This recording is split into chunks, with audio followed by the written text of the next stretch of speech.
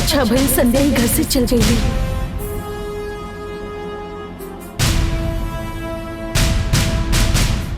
वैसे ही माधवी भी घर से चल गई तो सारा प्रॉब्लम ही खत्म हो जाए।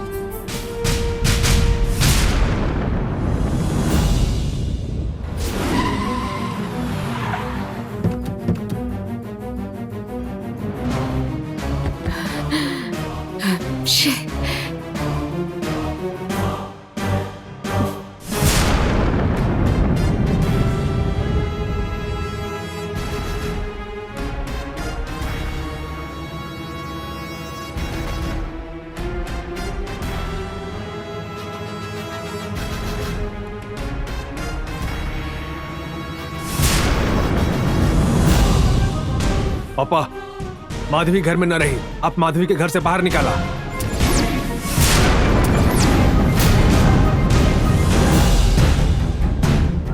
सब यह चाहेला कि माधवी घर में न रहे। माधवी ऐजा हम सबके भला खातिर ही रुकल बिया और तो के बाहर निकाले के बात करता रहा। जब से आयल बिया तब से घर में कुछ न कुछ प्रॉब्लम होता, कुछ अच्छा नहीं खे होता। इतना ही नहीं, एक घर में क्यों न चाहेला कि माधवी एक घर में रहे। अगर रउआ खातिर एक घर के लोग जरूरी बा तो माधवी के कादा कि घर से चल जाए। देखा तू गलत मत समझ, हम तो हर बात माने खातिर तैयार बा, लेकिन माधवी के घर से बाहर ना निकालो। रउआ हमार बात माने खातिर तैयार नहीं खी। रउआ खातिर बहुत जरूरी बानी। ऐसा बात नहीं खे। हमनी के ये हालत में माधवी के हमनी के साथ रहल जरूरी बा। रहेदा, एक घर में आप इनके ही रहेदा। अब हम ये महल में एक सेकंड बिना रुकब। हमें ये घर से चल जाता नहीं।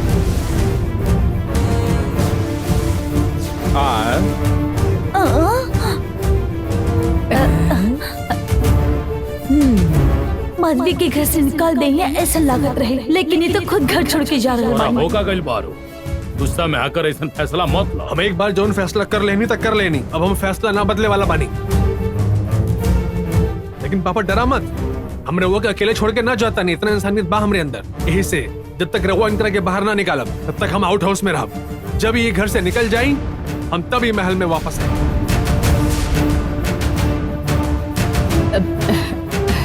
चला गंगा। भांजा, अरे रुकी ना।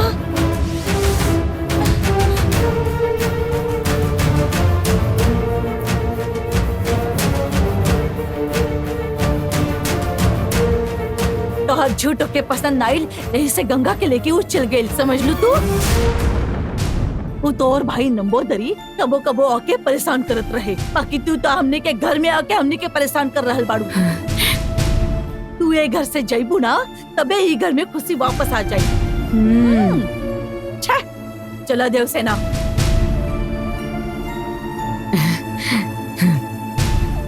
चलो। माधवी, तू अपना कमरा में जा। जीजा जी। फूफा जी। पापा, हम जीजा जी से अपन परेशानी बतावे खातिर आले नहीं हा, लेकिन यहाँ तक फैमिली प्रॉब्लम खत्म ना होता। अब का कल जा पापा? हमके सोचे दे।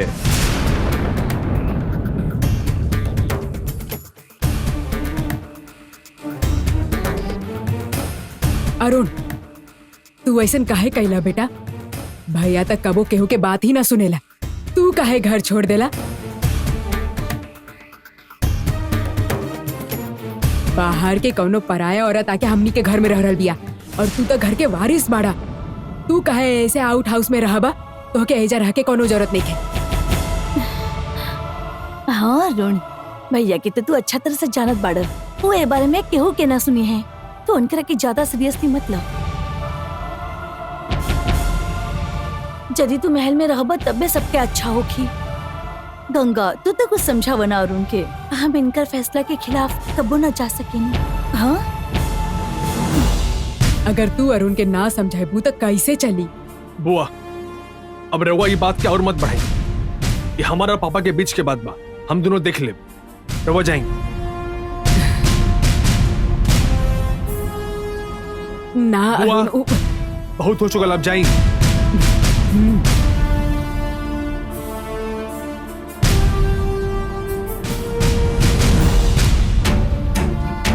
दीदी, अब रवा ही कुछ समझा के अरुण के वापस ले आई। का कर रहल मानी?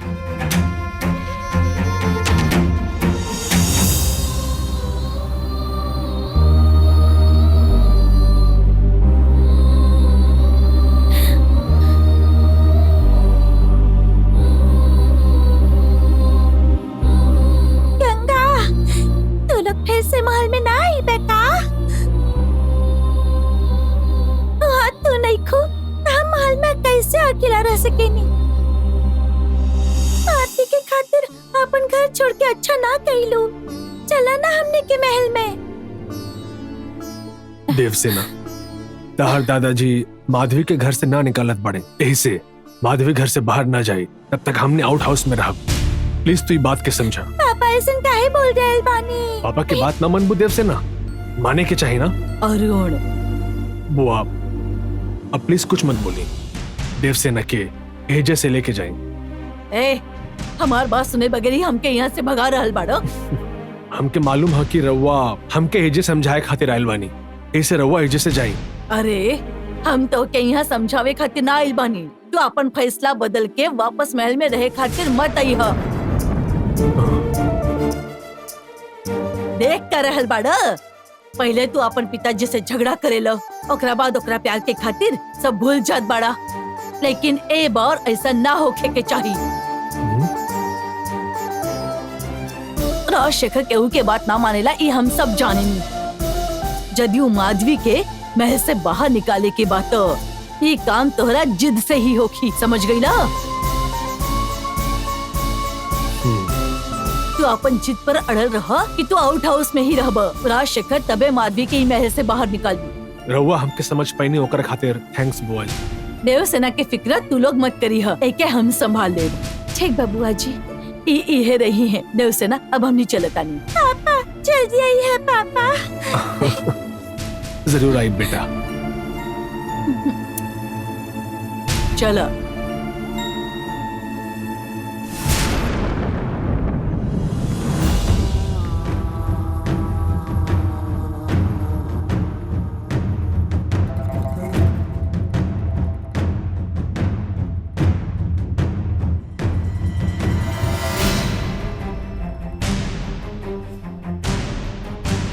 माधवी,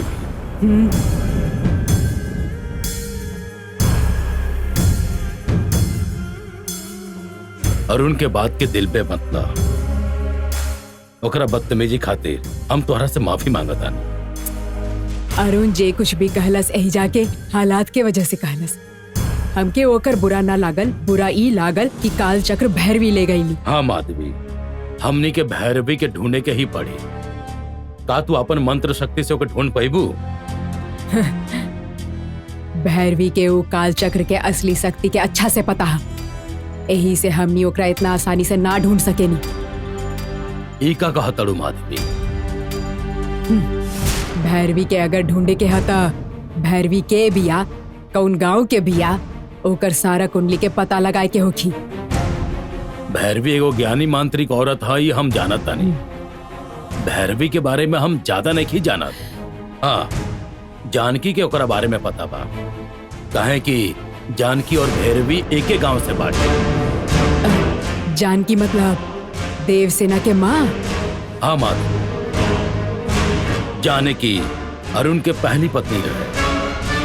दुर्भाग्य से ओकर मौत हो गई।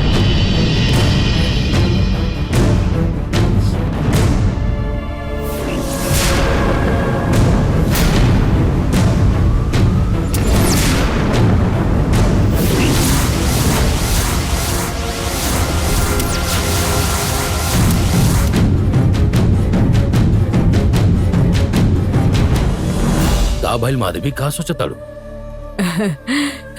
वो भैरवी के पकड़े खातिर हमके एगो रास्ता मिल गई है।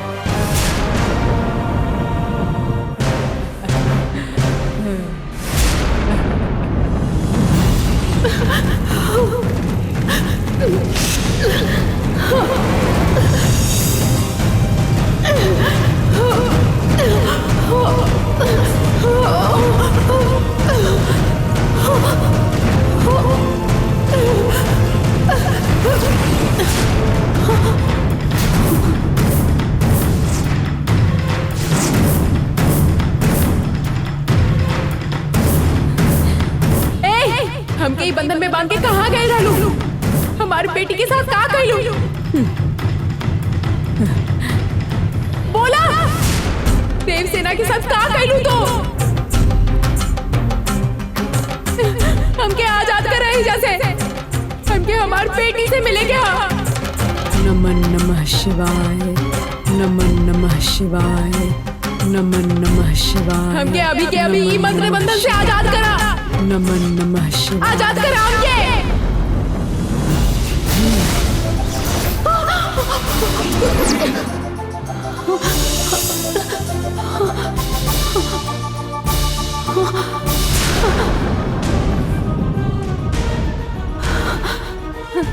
रुक जा, रुका।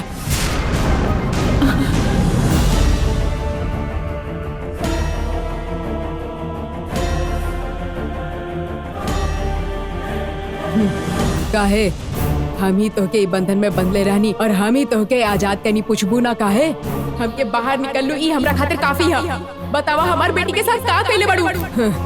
हम तहार बेटी के कुछ ना कहनी है। तहार बेटी महल में बिल्कुल सही सलामत बिया। उ दिन देवसेना के इस्तेमाल कई के नंदिनी हमार तपस्या भंग कैले रही और हम देवसेना के इस्तेमाल कई के नंदिनी के बारे में जाने चाहत रहनी। बाकी ओकरा बाद महल में जाके पता चलल कि राजशेखर के पोती देवसेना बिया।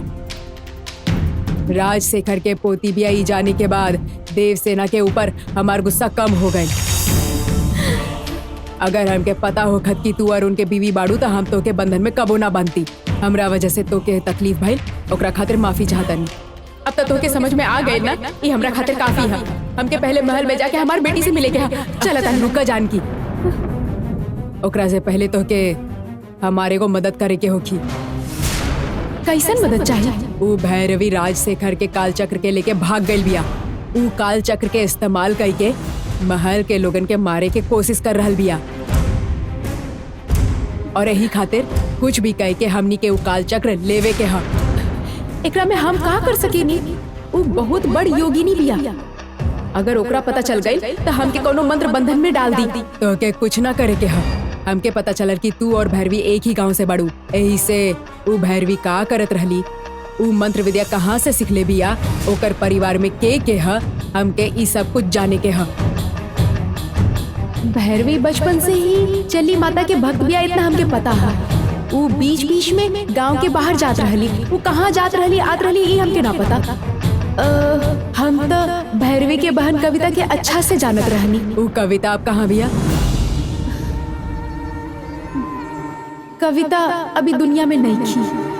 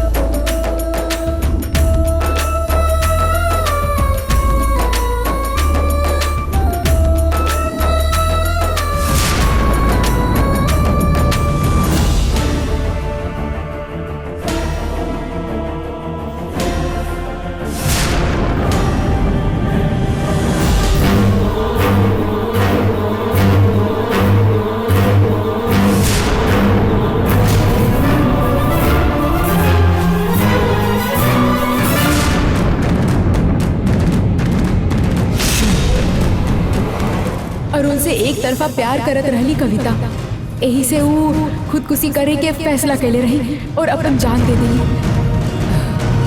ओकर खुदकुशी के पीछे इतना बड़ दुख रहे तो कविता के आत्मा के शांति ना मिलल होगी, कविता के आत्मा तड़पत होगी।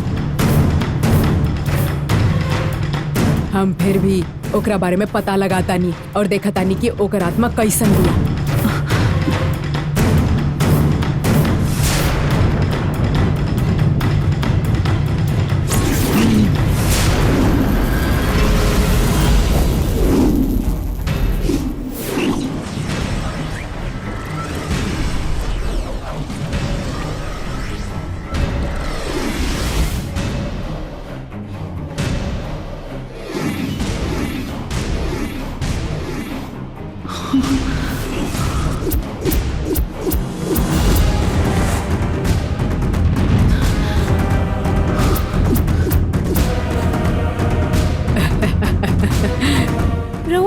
रहल बानी? जैसन कि हम कहले रहनी, कविता के आत्मा तड़प रहल बिया। कविता के आत्मा और भैरवी के का संबंध है? संबंध है। पहले तू हमरे साथ चला। कहाँ जाके? जैसन कि हम कहले रहनी, कविता के आत्मा तड़प रहल बिया। कविता के आत्मा और भैरवी के का संबंध है? संबंध है। पहले तू हमरे साथ चला। कहाँ जाके हमनी के? चला बताता नहीं।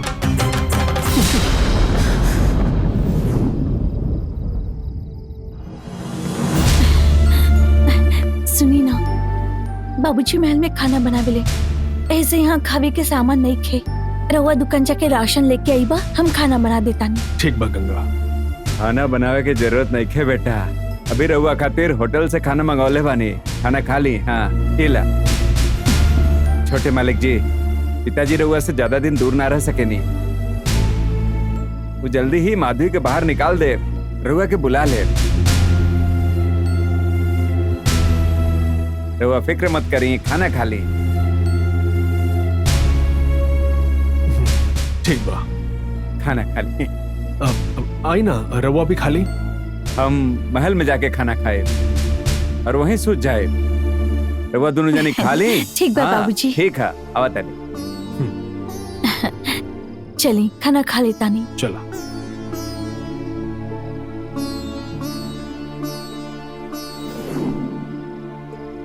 तू भी तो खा। ठीक बा। चला खा।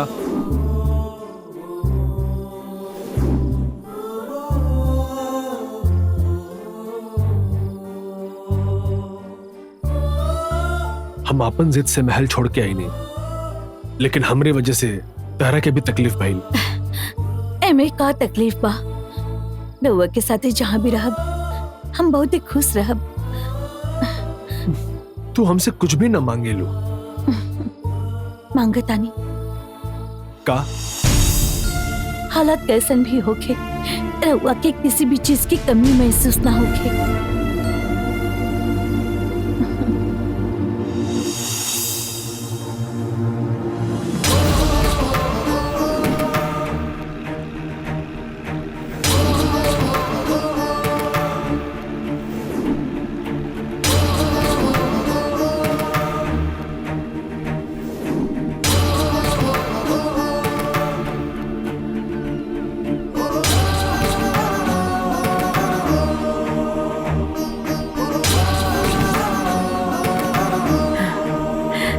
तोहार दर्शन कैला के बाद तो हमार भाग्य खुल गइल बा चली माँ, हमके काल चक्र मिल गइल बा।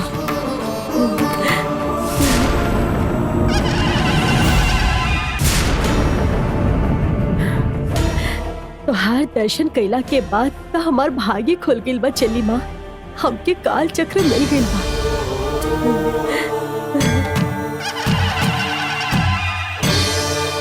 हम ये दिखावे खातिर यहाँ तक आइल बानी। काल चक्र बा देखा। पार्वतीपुरम के इस मंदिर के तू वन देवी बाड़ू और ई विशेष मयूर काल चक्र, इहू काल चक्र बाजी तू ही बनेलू, और अब हम एकरा के तोहरा पास लेके आइल बानी। ए पूरा दुनिया में शायद तोहार बहुत सारा मंदिर होगी, लेकिन हमार तोहरा से पहचान यहाँ ई द्वीप पर आके भइल बा।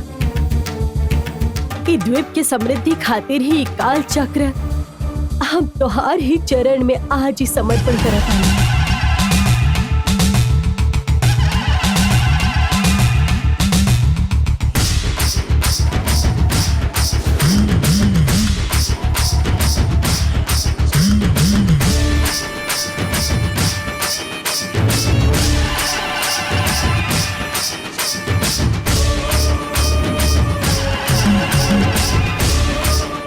जे काल चक्र हमके देने रहलू वो आज हम तोहके वापस लौटावत हनी, लेकिन हमार एक और इच्छा बा। एक गांव में अपन जान देवे वाली हमार बहन कविता, हमरा के वो जिंदा वापस चाहिए। मर गए इंसान वापस जिंदा हो सकेला ऐसा चमत्कार आज से पहले ये दुनिया में कबो न भइल, लेकिन तोहार काल चक्र से ये चमत्कार पूरा हो सकेला, ये हम जानेंगे। पद्मा विशेष काल चक्र। वारणा विशेष काल चक्र, मयूर विशेष काल चक्र, कि तीनों काल चक्र अगर हमारा हाथ लग जाए तो ओकरा बाद हम ओकर इस्तेमाल करके हमार बहन के जिंदा कर सकेंगे। अगर तू ठान ले लू नंदनी वन देवी के पास रखल काल चक्र, राजशेखर के पास के पद्मा विशेष काल चक्र तू हमरा क्यों दिला सकेली। तू उ बचल काल चक्र हमके जरूर लाके दे सकेलू, ही हम जाने नहीं। और यह भरोसा परी काल चक्र हम वापस लेकर जाता नहीं, तो के हमरा साथ रह के हमार बहन के जिंदा करे के होगी, तो के हमार मदद करे के होगी।